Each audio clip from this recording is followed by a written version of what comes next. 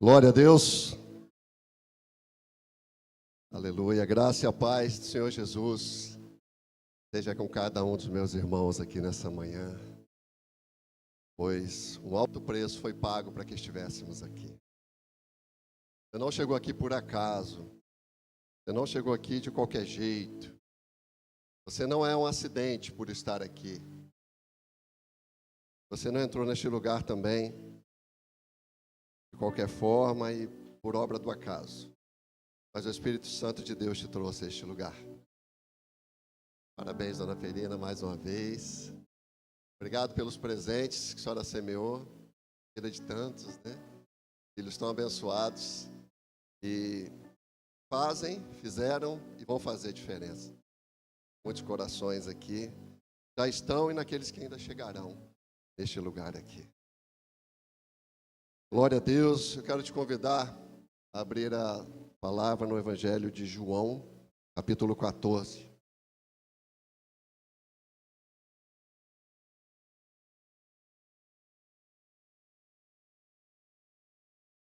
João, capítulo 14, nós vamos ler vários versículos. Então, vai acalmando seu coração aí para a gente ler bastante a palavra nessa manhã. João, Evangelho de João, capítulo 14, nós vamos ler do verso 1 ao 18. E as crianças de 1 a 6 anos podem ir para o culto nas suas devidas e respectivas salas. Bom, vamos ler então a palavra de Deus. Guarda e ouça o que o Senhor quer falar ao seu coração nessa manhã. Receba para você essa palavra. Enquanto a gente lê a palavra, enquanto a gente lê o único livro que o autor está presente. Então ele vai falar com você através dessa leitura. Não se turbe o vosso coração, crede em Deus, crede também em mim. Na casa de meu pai há muitas moradas. Se assim não fora, eu vou-lhe teria dito, pois vou preparar-vos lugar. E quando eu for e vos preparar lugar, voltarei e vos receberei para mim mesmo, para que onde eu estou, estejais vós também. E vós sabeis o caminho para onde eu vou. Disse-lhe Tomé, Senhor, não sabemos para onde vais. Como saber o caminho? Respondeu-lhe Jesus, eu sou o caminho, e a verdade, e a vida. Ninguém vem ao Pai se não for por mim. Se vós me tivesseis conhecido, conheceríeis também a meu Pai. Desde agora, conheceis e o tendes visto. Replicou-lhe Filipe, Senhor, mostra-nos o Pai, e isso nos basta. Disse-lhe Jesus, Filipe, há tanto tempo eu estou convosco, e não me tens conhecido? Quem me vê a mim, vê o Pai. Como dizes tu, mostra-nos o Pai? Não crês que eu estou no Pai e que o Pai está em mim? As palavras que eu vos digo, não as digo por mim mesmo, mas o Pai, que permanece em mim, faz as suas obras. Crede-me que estou no Pai e o Pai em mim?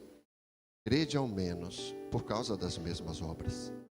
Em verdade vos digo que aquele que crê em mim, fará também as obras que eu faço, e outras maiores fará, porque eu vou para junto do Pai. E tudo quanto pedirdes em meu nome, isso farei, a fim de que o Pai seja glorificado no Filho. Se me pedirdes alguma coisa em meu nome, eu o farei. Se me amais, guardareis os meus mandamentos. E rogarei ao Pai, e Ele vos dará outro Consolador, a fim de que esteja para sempre convosco. O Espírito da verdade, que o mundo não pôde receber, porque não o vê, nem o conhece. Vós o conheceis, porque Ele habita convosco, estará em vós. Não vos deixarei órfãos, voltarei para vós outros. Pai, obrigado pela Tua palavra nessa manhã, Senhor. Basta lermos a Tua palavra, Senhor, que já é suficiente. A palavra já penetra os nossos corações nessa manhã. Teu Espírito é vivo e fala conosco. Nós temos a certeza que o Senhor está aqui falando, dentro de nós, através de nós.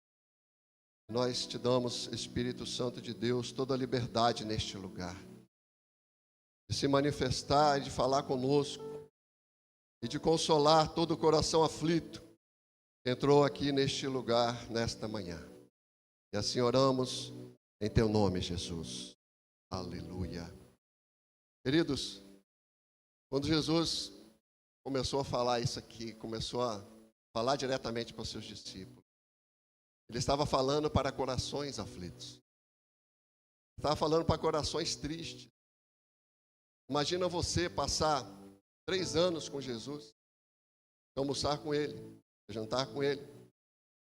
Depois do jantar você ficar batendo papo com Ele. Depois vocês dormirem.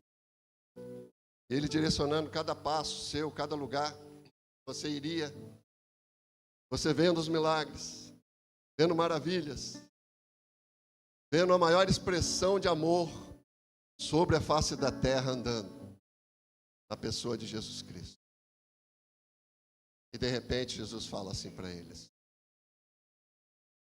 em breve vocês não me verão mais. Para onde eu vou, vós não podeis ir. Jesus disse. Imagina o coração daqueles homens que se acostumaram em caminhar com a verdade absoluta e plena. Aquele homem que só de estar perto dele já sentia paz. Só de estar perto, ele não precisava falar uma palavra, mas você já sentia paz. As aflições já iam embora, você estava perto do Rei do Céu. Mas de repente ele fala: para onde eu vou, vocês não podem ir. Ou seja, parece que ele estava dizendo: vocês vão ficar sozinhos. Então, naquele momento, um momento também de ceia, um momento muito especial, um momento em que alguns fatos aconteceram muito marcantes, né? Nesse momento, Jesus também anuncia o traidor. Imagina, você está numa mesa e Jesus falar, né, que um daqui vai me trair. Acho que naquele momento começaram a olhar para dentro de si desesperadamente. Assim, eu. Só que tinha um homem, um discípulo no meio destes, que exercia uma grande liderança, chamado Pedro. Pedro era um homem ímpeto, um homem forte, um homem decidido, um homem sem meias palavras, um homem que pega a espada e corta uma orelha, um homem que avançava o tempo todo. E de repente esse homem fala com Jesus e ele usou a seguinte expressão: Jesus, eu também morrerei por ti. Eu morrerei por ti. Ele é o primeiro homem a falar isso. Era um homem muito seguro. Era um homem que se achava até um herói. Mas Pedro não conhecia o seu próprio coração. De repente, depois dele falar aquilo tudo, expressar todo aquele ímpeto dele, fala assim: você vai me negar 3 vezes. Queridos, eu imagino que fosse talvez o maior líder daquele grupo ali. Jesus virando para ele e falando assim: você vai me negar 3 vezes. Pensa comigo que você é um dos outros discípulos. Talvez imaginaríamos o seguinte: se Pedro vai negar, talvez eu negue também. Então foi um momento de muita reflexão ao redor da mesa. Um momento muito intenso, um momento muito profundo. Todos estavam perplexos. De repente, nesse momento, Jesus vira. Sempre Jesus dá uma palavra para nós: não se turbe o vosso coração.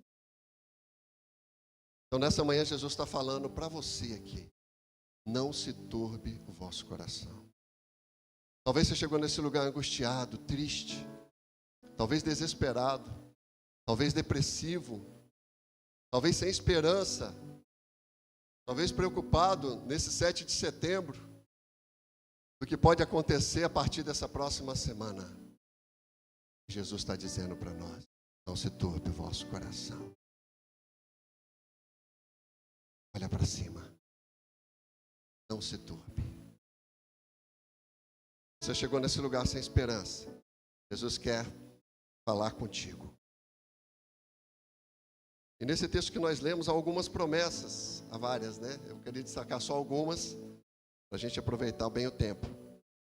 A primeira é quando ele fala: eu vou preparar-vos. Primeira promessa, querida, é essa: que vocês vão para o céu. Você que eu estou vendo aqui, ó, eu vou encontrar você. Não sei se a sua morada vai ser do lado da minha, um pouquinho mais distante. Mas eu sei que nos ajuntamentos nós estaremos juntos. Estaremos sempre juntos. Porque Ele foi preparar um lugar para nós, diz o verso número 2. Carpinteiro, mexi aqui com obras, construções, belezamento, né? Acabamento de casas. Ele foi preparar uma casa lá em cima. Ele foi preparar uma morada. Enquanto ele prepara uma morada, Jesus também prepara a sua igreja. Jesus também fala com a sua igreja. E Jesus também está falando com a sua igreja nesses dias. Porque o Espírito Santo está de norte a sul dessa nação, falando com o seu povo. Enquanto nós fazíamos conexões com os estados brasileiros para se juntar, a visão que Deus deu à Igreja Resgate, e clamaram ao Senhor em 3 dias de jejum e oração pela nação brasileira. A gente era positivamente surpreendido. Os pastores falavam assim: não, a gente vai estar com vocês, mas a gente já está em jejum e oração. A gente vai estar com vocês, a gente vai começar dia 1º. Não, a gente está com vocês, porque nós iniciamos desde 2007, diariamente, oração pelo nosso país. Não, nós iniciamos desde 2014, um tempo de clamor pela nação brasileira. Lembro-me também de Valnice Milhomes, uma grande mulher levantada dessa nação, um jejum sucessivos de 40 dias pela nação brasileira. Lembro-me também de outros homens que Deus levantou aqui também, trazendo dos Estados Unidos, como Mike Shee, começando a profetizar sobre o rio de Deus na nação brasileira. Então, homens vieram antes de nós. E hoje nós vivemos um tempo favorável de Deus, para o mover de Deus nessa terra. E o Espírito Santo quer ser derramado neste lugar e nessa cidade, através da sua vida. Ele quer ser derramado em você. Ele quer se manifestar em você e através de você. Ele quer pegar essa juventude toda, os adolescentes todos, e inflamar com o fogo do Espírito dele. Porque é com os jovens que estão a força. Essa é a vontade do Espírito Santo de Deus. E ele foi preparar um lugar. E esse lugar é muito especial. Porque lá não tem choro, não tem tristeza, não tem dor, não tem enfermidade. Viveremos, imagina o dia que você viveu da sua mais intensidade alegria. Talvez por uma notícia, talvez por algo que você realizou. Isso foi muito pequeno para o que Deus tem preparado para você viver. No céu, segundo Apocalipse 21, 18, há uma muralha ali da Nova Jerusalém, feita de jaspe, cidade, puro ouro. Semelhante a vidro puro, as 12 portas eram 12 pérolas, cada porta feita de uma única pérola. A rua principal da cidade era de ouro puro, como vidro transparente. Você já se imaginou caminhando em ruas de ouro? É difícil botar um pouquinho de ouro nos dedos, né? Você vai caminhar, seus pés vão pisar em ruas de ouro. Apocalipse 22 diz: então o anjo me mostrou o rio da água da vida, claro como um cristal, que fluía do trono de Deus e do Cordeiro. No meio da rua principal da cidade, de cada lado do rio, estava a árvore da vida, que dá 12 colheitos de frutos, um por mês. As folhas das árvores servem para a cura das nações. Em Coríntios nós encontramos que olho nenhum viu, ouvido nenhum ouviu, nenhuma mente imaginou o que Deus tem preparado para aqueles que o amam. Às vezes eu pego algumas imagens assim, inteligência artificial, né? Fico olhando, né, as imagens que ela faz do céu. Eu já fico encantado de ver aquilo. Mas aquilo é pouco ainda pelo que eu verei. As maiores maravilhas, meu querido, estão esperando por você. Estão esperando por nós. E o Senhor quer nos levar para usufruir disso. Desse reino eterno, dessa pátria celestial, dessa morada que Ele foi preparar para nós, com tanto carinho, com tanto zelo, para nos receber. E a segunda promessa que Ele fala nesse texto que nós lemos também: eu voltarei. Eu voltarei. Eu voltarei e vos receberei para mim mesmo, para que onde eu estou, estejais vós também. Onde eu vos preparar um lugar, eu voltarei. Eu voltarei. Querido, essa é a certeza que nós precisamos ter no nosso coração. Ele voltará. Ele voltará. Isso deve nos encher de esperança. E quando ele fala isso com os discípulos, era para que os alimentasse também de esperança. Ele falou: vós sabeis o caminho para onde eu vou. E Tomé apresentou. Gente, Tomé queria tanto ir com Jesus. Ele falou assim: Senhor, não sei qual é o caminho. Mas você há de convir comigo que quem fala que não sabe o caminho é porque é o caminho. Ele estava como se desesperadamente falando assim: Senhor, mostra o caminho para a gente. Mostra qual é esse caminho. Aí Jesus vira e fala assim: ah, Tomé, o tempo eu estou com vocês. O caminho está à sua frente, você ainda não observou. O caminho está diante de você e você ainda não percebeu. Tomé, eu sou o caminho. Quando nós fazemos uma comparação lá com o tabernáculo, nós temos o átrio. Logo, quando você entra no tabernáculo, você entra no átrio. No átrio tem a bacia para você lavar as mãos. E lá também você tem o altar de sacrifício. O altar de sacrifício. Então, precisava de alguém ser sacrificado para que nós tivéssemos conexão com Deus nessa manhã. Naquele lugar no tabernáculo, ofertas de animais puros eram feitas. De repente, Jesus se apresenta e fala: agora eu sou a oferta, pois eu sou o caminho que vai levar vocês a Deus. O hino de J.M. Gray diz: quem se importa com a jornada quando a estrada conduz ao lar?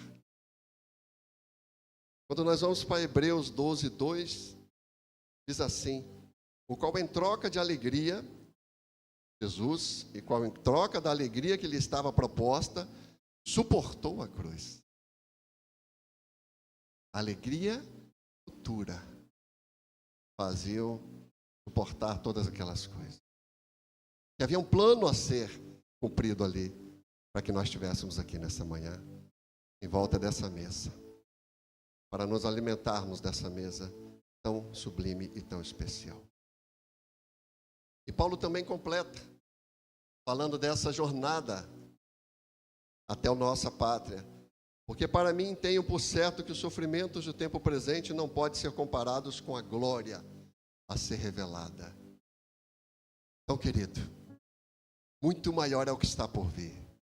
Por isso que nós falamos, o melhor ainda está por vir. Às vezes o Espírito Santo derrama algumas gotas sobre nós, e nós já ficamos extasiados. Como diz aquela música, né? Maravilhado, extasiado. Eu fico só de ouvir falar seu nome, Jesus. Só de ouvir falar seu nome. Sabe, querido, Jesus não vai ensinar, mostrar. Ele é. Se estivermos nele, sempre saberemos o que é. Ele é o único meio de acesso a Deus. Ele é o caminho, porque ele pagou a dívida que era contra nós. E vocês sabiam que esse nome caminho era o nome conhecido dos cristãos? Antigamente, lá no início. Caminho. Olha ali, está indo ali os do caminho. Olha os do caminho ali de Vila Velha. Eram os do caminho. Jesus é o caminho. Coisa tremenda, né? Ele também estava dizendo, não serão pelas obras. Não serão pelos ritos religiosos. Não é por isso. Não é pela oferta. Eu sou o caminho. Mas ele também virou para os seus discípulos e falou assim, eu também sou a verdade. Quando nós vamos para o átrio, o tabernáculo, nós saímos do átrio e entramos no lugar santo. Esse lugar santo é o lugar da verdade. Porque nesse lugar você tem os castiçais de ouro, você tem os pães da proposição e você tem o incenso. Nesse lugar santo, você tem a luz do mundo, que é Jesus. Você tem o pão da vida, que é Jesus. E você tem o incenso subindo. As orações que vão direto ao nosso intercessor, chamado Jesus Cristo de Nazaré. Intercede por nós e advoga a nosso favor. E assim, Jesus é a verdade, a plena revelação de Deus ao homem. A verdade aqui não é apenas um conceito filosófico ou moral, mas a própria essência da realidade de Deus. Jesus é a verdade de quem Deus é, de sua vontade para a humanidade e da verdadeira natureza da vida. Mas Jesus disse também aos seus discípulos, e quer dizer para nós aqui nessa manhã também, eu também sou a vida. E quando nós vamos para o tabernáculo, nós saímos do átrio, do lugar santo. Depois nós adentramos no Santo Santos. Tem até uma música, né, Lucas, que a gente canta. Santo dos Santos, a fumaça me esconde, só teus olhos me veem. É no Santo dos Santos, é o lugar que gera a vida. O Santo dos Santos é onde estava a Arca da Aliança, a presença gloriosa de Deus. Este é o lugar especial que o Senhor quer nos conduzir. Em João 3,16 diz, porque Deus amou o mundo de tal maneira que deu o seu Filho unigênito, para que todo aquele que nele crê não pereça, mas tenha vida. Tenha vida. Jesus quer nos dar vida. Se você está aqui nessa manhã que não entregou sua vida ainda a Jesus, Jesus quer te encontrar neste lugar, no Santo dos Santos. Porque o véu já foi rasgado e esse acesso já foi liberado. Já temos acesso ao Rei da vida, a Jesus Cristo e a gloriosa presença de Deus. Jesus queria dizer também que morrer era lucro. E isso Paulo disse lá em Filipenses, porquanto para mim o viver é Cristo e o morrer é lucro. Jesus não, pelo menos a palavra aqui, né, não fala claramente o que tipo de morte eles haveriam de passar, mas que as aflições viriam. As aflições viriam. E aí Paulo fala que para mim morrer é lucro. Será que para nós hoje morrer é lucro? Será que para nós hoje faríamos qualquer coisa por Jesus? Ele é o caminho para a salvação. Ele é a verdade absoluta. E Ele é a vida eterna para todo aquele que nele crê. A terceira promessa que nós vemos nesse texto é sobre o conhecimento do Pai. Quando nós falamos de conhecer, do verbo conhecer, ele tem 4 níveis de profundidade na Bíblia. Em alguns momentos você vai ver a palavra descrevendo um desses níveis de profundidade. Imagina você conhecer um fato. Esse é o nível mais raso de conhecimento, eu conheço o fato. O segundo nível seria, você conhece o fato e as verdades que traz aquele fato. Existe um terceiro nível de conhecimento da Bíblia, que é justamente uma relação de um casal, quando ele se conhece na sua intimidade. Isso está lá em Gênesis, quando fala que o homem conheceu Eva. É o verbo conhecer. E existe um quarto. E esse nível é nível muito intenso de profundidade. De conhecer. Está lá, Filipenses 3,8, quando fala: sim, deveras considero tudo como perda por causa da sublimidade do conhecimento de Cristo Jesus, meu Senhor, por amor do qual perdi todas as coisas e as considero como refúgio para ganhar a Cristo. Esse é o nível mais profundo de conhecimento. Por causa da sublimidade do conhecimento de Cristo. Este é o nível que o Senhor quer nos levar. Um nível que nós consideremos todas as outras coisas como perda. Porque Ele já é tudo em nós. Conhecê-lo é tudo para nós. Buscá-lo é suficiente para nós. Orarmos já nos dá toda a satisfação que precisamos. Passar tempo com Ele já nos é suficiente. Viver uma vida intensa para Ele não é perder sua juventude. Ganham aqueles que se entregam totalmente para Ele, ainda jovens. Na sua menor idade. Ganham tempo, não perdem. Porque quanto mais rápido, mais intenso você for, e mais cedo, você vai chegar nesse nível de conhecimento. Fala. Por amor do qual perdi todas as coisas, e as considero como refúgio para ganhar a Cristo. Esse é o nível que Jesus te convida esta manhã. A esse nível de entrega. A esse nível de desprendimento. A essa relação tensa e profunda com Ele. Em quarto lugar, tem uma promessa, que é o privilégio de nós orar. Orar é um privilégio mesmo. Porque o Santo dos Santos já foi liberado. O véu já foi rasgado e nós temos acesso à presença. É um privilégio. Uma placa, essas placas que a gente vê por aí, né? Dizia o seguinte: por que orar quando eu posso me preocupar? Imaginou isso? A oração, querida, é o melhor remédio para um coração perturbado. Sabe? Quando nós orarmos, nós precisamos de orar no nome de alguém. Pelo nome de alguém. O interessante é que esses contatos que a gente foi fazendo, né? O pastor mandou uma mensagem para mim, falou: pode falar em meu nome. Então, quando eu falava com a pessoa, em qualquer estado da nação, eu falava: olha, eu estou aqui falando em nome do meu pastor. Olha que responsabilidade para mim falar em nome dele. Sabe, eu precisava de falar o que ele queria falar, eu precisaria entregar a mensagem que ele queria entregar para o que estava ouvindo.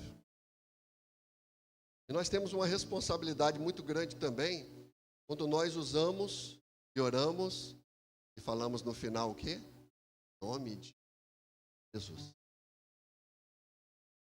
Pedir em nome dele, querido, É pedir o que ele pediria. É pedir o que vai glorificá-lo. É pedir o que vai agradá-lo.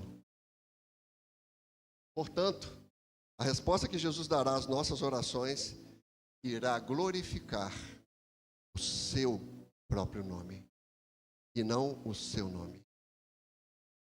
Ah, Jesus não está me respondendo. É porque você quer glorificar o seu nome. Por isso que ele não te responde. Porque o nome dele está acima de todo nome. Ele não vai deixar ninguém se exaltar. Porque eles serão abatidos, diz a palavra de Deus. Mas quando orarmos e usarmos o nome do nosso rei, nós precisamos ter a consciência de se aquilo vai glorificá-lo, e se aquilo vai exaltar o santo nome de Deus. E aí nós vamos pedir. Na certeza, porque a palavra diz, no verso 13, e tudo quanto pedirdes em meu nome, isso farei, a fim de que o Pai seja glorificado no Filho. Se me pedirdes alguma coisa, em meu nome, eu o farei. Desde que eu glorifique. Desde que eu exalte. Desde que a Ele seja glória. Desde que volte para Ele. Querido, tudo que Deus nos deu é para voltar para Ele. Todo dom que Deus te deu, todos aqui têm dons, todos aqui têm habilidades, todos aqui têm capacidade dada por Deus. Isso que Deus te deu, devolva para Ele. Entregue para Ele. Viva esse quarto nível de conhecimento e de relacionamento e consagre a Ele. Cantamos aqui uma música, né, Lucas? Consagramos a Ti, coroado, vestido de glória e poder. Consagramos a Ti. Consagre tudo ao Senhor nesta manhã, nesse momento de ceia. Em quinto lugar, ele disse que nós faríamos obras maiores ainda. Queridos, obras maiores ainda nós podemos fazer. Cada um aqui foi chamado para fazer obras maiores que Jesus. Jesus ficou apenas 3 anos. Conheço pessoas que já estão, uma mulher da África, fugiu o nome agora, ela já ressuscitou mais gente do que Jesus. Foi o pastor Célio que me falou isso. Na cidade, a pessoa, quando morre, ela não é levada para o cemitério. Ela é levada primeiro para a igreja. E ali eles oram. E ela não vai para o cemitério. A não ser que Deus realmente tinha aquela agenda para ela. Acabou. Queridos, Deus quer manifestar os seus milagres no nosso meio. Deus quer manifestar cura, milagres, salvação neste lugar. E Ele já liberou para que fizéssemos obras maiores. Ele não reteve com Ele as obras maiores. Ele poderia ali ter um descritivo das obras e das ações que nenhum de nós poderíamos superar. Mas Ele não quis fazer isso. Ele quis dar esse poder à sua igreja. Ele quis comissionar a nós para que nós fizéssemos. Você, jovem, pode impor as mãos sobre a pessoa e ela ser curada. Você pode impor as mãos e essa pessoa ser transformada. Quantas pessoas estão precisando ser libertas? Quantas pessoas estão no cativeiro, esperando a manifestação dos filhos de Deus neste lugar? E é neste lugar que o Senhor vai encontrar santos, consagrados, para libertar os cativos dessa cidade. E quando o Senhor, através da resgate, faz esse movimento no Brasil, para que nós estivéssemos nesses 3 dias intensos de jejum e oração, não significa, irmãos, que nós somos melhores. Não significa que nós temos mais capacidade do que outra igreja. Não significa que nós devemos se exaltar por isso. Não, muito pelo contrário. Foi graça dele nos ter escolhido.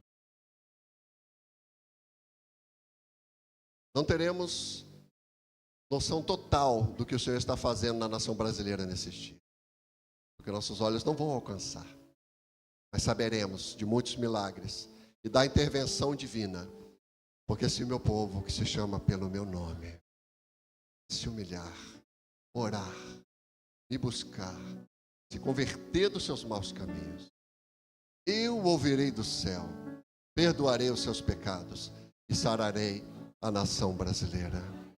De norte a sul do nosso país, há um povo de joelhos clamando pelo favor de Deus sobre nós.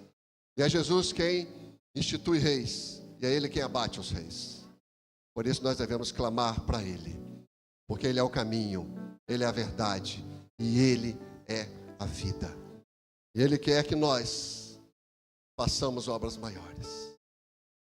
Ele vai nos capacitar ainda mais para isso. Mas se coloque à disposição. Se coloque na posição. Se entregue e fale assim: Senhor, eis-me aqui para realizar essas obras em Teu nome e para glorificar o Teu nome na cidade de Vila Velha. Eu quero alcançar essa cidade toda aqui para Jesus. Eu quero ver cada prédio aqui com uma célula. Eu quero ver essa cidade, cada rua, ao invés de um centro espírita, uma célula. Um ponto de luz, um ponto de salvação, para ligar as pessoas ao céu. Você quer ver, meu querido? Coloque diante do Senhor. Pergunte: Senhor, o que posso eu fazer? Eu gostaria de concluir dizendo que nós temos o que nós precisamos.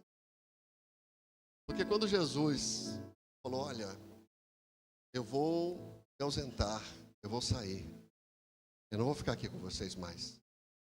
Porém, vou enviar um outro Consolador. Muito interessante quando ele usa outro, porque ele é o Consolador também. Mas ele ia mandar outro Consolador, o Espírito da verdade. O mundo não pôde conhecer, pois ele habita em vós. Quem aqui tem o Espírito Santo dentro de você? Tem? Quem não tem, a gente ora hoje, você vai ter também. É só você se entregar ao Rei Jesus. O Espírito Santo vai habitar dentro de você. Ele não vai só habitar, mas ele vai colocar um selo. Quando ele colocar esse selo diz o seguinte: é meu. Querido, quando o inimigo olha para você, ele vê um selo. Ele vê a marca da promessa. Ele fala: opa, esse aqui eu não posso tocar. Esse está guardado. Esse está guardado. Flavinha está guardado. Marcos, Graça, Armando, Marcos, olha o selo. Olha o selo na pastora, eu não posso tocar. Ela está selada. A morada já está preparada dela. Essa eu perdi.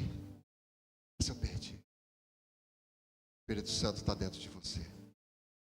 Ele quer falar através de você. E Ele quer se manifestar nessa cidade através de você. E Ele quer alcançar o perdido através de você. Os anjos gostariam muito de falar de Jesus, mas não podem. Eles vão trabalhar junto com você. Você vai falar. Você vai trazer. Você vai levar essa pessoa a Cristo primeiro. Depois você vai trazê-la para ela celebrar junto conosco aqui ao Rei Jesus. Queridos, sei que você ficaste de pé nesse momento. Glória a Deus por essa palavra. Glória a Deus por essa mensagem do Evangelho de João, capítulo 14. Não se turbe o vosso coração, igreja. Crede em Deus. Crede também. Guarda essa palavra no seu coração, para que ela seja um conforto para você. Para que ela enche o seu coração nessa manhã, não de desespero, não de preocupação, mas enche o seu coração de alegria. Que você, ao participar dessa mesa, você venha com alegria. Você participe do pão, você participe do vinho, crendo que há um milagre, que nós estamos fazendo algo que o Senhor Jesus ordenou que fizéssemos. Então participe dessa mesa, todos participe, porque Jesus foi o Cordeiro Santo, se sacrificou e se entregou por nós.